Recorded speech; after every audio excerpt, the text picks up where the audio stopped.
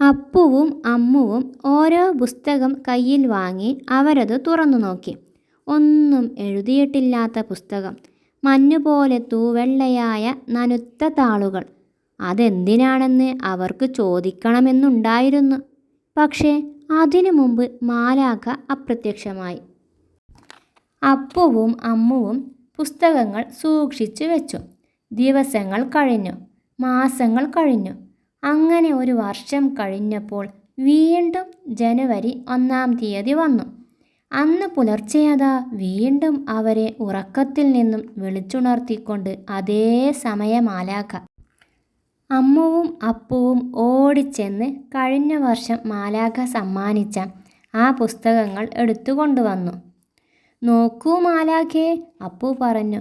"നീ ഞങ്ങൾക്ക് സമ്മാനിക്കുമ്പോൾ ഈ പുസ്തകം കാണാൻ എന്തു ഭംഗിയായിരുന്നു. പക്ഷേ ഇപ്പോൾ നോക്കൂ, ചില താളുകളിൽ നിറയെ വെട്ടും കുത്തും കരിയും," അപ്പു സങ്കടത്തോടെ പറഞ്ഞു. അപ്പോൾ മാലാഖ പറഞ്ഞു, "ഇതാ ഈ കാണുന്ന കറുത്ത പാടുകൾ അപ്പു അമ്മയോട് തർക്കുത്തരം പറഞ്ഞ ദിവസം ഉണ്ടായതാണ്. ഇതു നോക്കൂ, അമ്മുവിൻ്റെ പുസ്തകത്തിലെ ഒരു താളിൽ നിറയെ ചെളിപ്പാടി കണ്ടില്ലേ? ക്ലാസ്സിലെ കൂട്ടുകാരിയോട് അമ്മു വഴക്കിട്ട ദിവസമാണ് ഇതുണ്ടായത്." മാലാഖ വീണ്ടും താളുകൾ മറിച്ചു. ഒരു താളിൽ അതാ ഭംഗിയുള്ളൊരു പൂവിൻ്റെ ചിത്രം.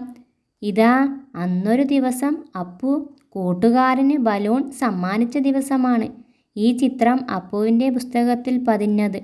അമ്മുവിൻ്റെ പുസ്തകത്തിലെ ഈ സുന്ദരി കിളിയെ നോക്കൂ, അമ്മു ചെടികൾ നനച്ച ദിവസം ഈ ചിത്രം വന്നു." "ഇപ്പോൾ എനിക്കു മനസ്സിലായി," അപ്പു മാലാഖയോട് പറഞ്ഞു.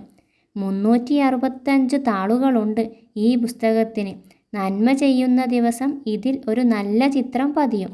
മോശം കാര്യം ചെയ്താൽ അതിൽ കരിയും ചെളിയും പുരളും, അല്ലേ?" "മിടുക്കൻ," മാലാഖ പറഞ്ഞു. "കഴിഞ്ഞ വർഷത്തെ പുസ്തകങ്ങൾ ഞാൻ തിരിച്ചെടുക്കുകയാണ്. ഞാനിത് സൂക്ഷിച്ചു വെക്കും. കുറേ വർഷം കഴിയുമ്പോൾ ഏറ്റവും കൂടുതൽ നല്ല ചിത്രങ്ങൾ ഉള്ളത് ആരുടെ പുസ്തകത്തിലാണോ ആ ആൾക്ക് ഞാനൊരു തകർപ്പൻ സമ്മാനം തരും." മാലാഖ പഴയ പുസ്തകങ്ങൾ എടുത്ത് തൻ്റെ ചിറകിനടിയിൽ തിരുകി. പിന്നെ മഞ്ഞുപോലെ വെളുവെളുത്ത താളുകളുള്ള 2 പുതിയ പുസ്തകങ്ങൾ എടുത്ത് അവർക്ക് കൊടുത്തിട്ടു പറഞ്ഞു, "ഇതാ ഈ വർഷത്തേക്കുള്ള പുസ്തകം. ഇതിൽ നല്ല ചിത്രങ്ങൾ മാത്രം നിറയട്ടെ." മാലാഖ പറഞ്ഞു. അപ്പുവും അമ്മുവും അവർക്കു കിട്ടിയ പുസ്തകത്തിൻ്റെ പുറം ചട്ടയിൽ സ്വർണ്ണ ലിപികളിൽ എഴുതിയിരുന്ന വാക്കുകൾ വായിച്ചു. "Happy new year."